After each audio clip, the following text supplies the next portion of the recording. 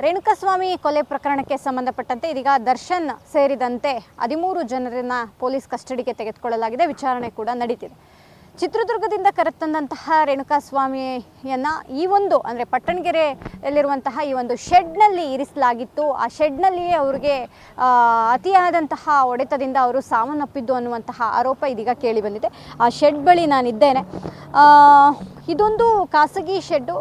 ಪಟ್ಟಣಗೆರೆ ಜಯಣ್ಣ ಏನಿದ್ದಾರೆ ಅವರಿಗೆ ಸೇರಿದಂತಹ ಶೆಡ್ ಇದಾಗಿದೆ. ಆದರೆ ಬೇರೆಯವರಿಗೆ ಇದನ್ನು ಬಾಡಿಗೆ ಕೊಡಲಾಗಿತ್ತು ಅನ್ನುವಂತಹದ್ದು. ಜೊತೆಗೆ ಈ ಒಂದು ವೆಹಿಕಲ್ಗಳೇನಿದೆ ಅದಿಷ್ಟು ಕೂಡ ಈ ಬ್ಯಾಂಕ್ನಲ್ಲಿ ಸಾಲ ಮಾಡಿದಂತಹ ಸಂದರ್ಭದಲ್ಲಿ ಸಾಲ ಕಟ್ಟಕ್ಕಾಗದೆ ವಸೂಲಿ ಮಾಡ್ಕೊಂಡು ಬಂದಂತಹ ಅಂದರೆ ಆ ಒಂದು ವೆಹಿಕಲ್ಗಳನ್ನು ಸೀಸ್ ಮಾಡ್ಕೊಂಡು ಬಂದಂತಹ ವಾಹನಗಳನ್ನು ಇಲ್ಲಿ ನಿಲ್ಲಿಸಲಾಗಿತ್ತು. ಅಂತಹದ್ದೊಂದು ಶೆಡ್ ಇದು ಖಾಸಗಿ ಅವರಿಗೆ ಸೇರಿದಂತಹ ಶೆಡ್ ಆಗಿದೆ. ಹಾಗಾಗಿ ಎಲ್ಲೋ ಒಂದು ಕಡೆ ಈ ಒಂದು ಶೆಡ್ನಲ್ಲಿಯೇ ಆತನನ್ನು ಕರೆದುಕೊಂಡು ಬಂದು ದರ್ಶನ್ ಸೇರಿದಂತೆ ಅವರ ಸಂಗಡಿಗರು ಅಂದರೆ 13 ಜನ ಏನಿದ್ದಾರೆ ಅವರು ಈ ಒಂದು ಶೆಡ್ನಲ್ಲಿ ಅವನಿಗೆ ಹೊಡೆದಿದ್ರು ಅನ್ನುವಂತಹದ್ದು.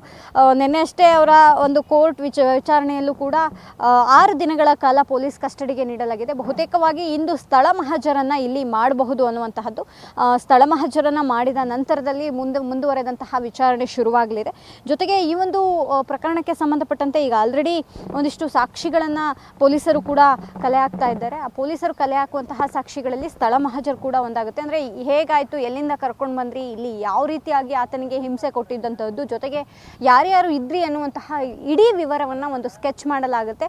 ಆ ಒಂದು ಮಹಜರನ ವೇಳೆಯಲ್ಲಿ ಒಂದಿಷ್ಟು ಸಾಕ್ಷಿಗಳನ್ನು ಕೂಡ ಅವರು ವಶಪಡಿಸಿಕೊಳ್ಳುವಂತಹ ಸಾಧ್ಯತೆ, ಜೊತೆಗೆ ಕಲೆ ಹಾಕುವಂತಹ ಸಾಧ್ಯತೆಗಳು ಕೂಡ ಹೆಚ್ಚಿದೆ. ಕ್ಯಾಮ್ರಾಮನ್ ಸುಧೀರ್ ಜೊತೆ ದೀಪಾ ಕುಕ್ವಾಡ, ಪವರ್ ಟಿವಿ, ಬೆಂಗಳೂರು.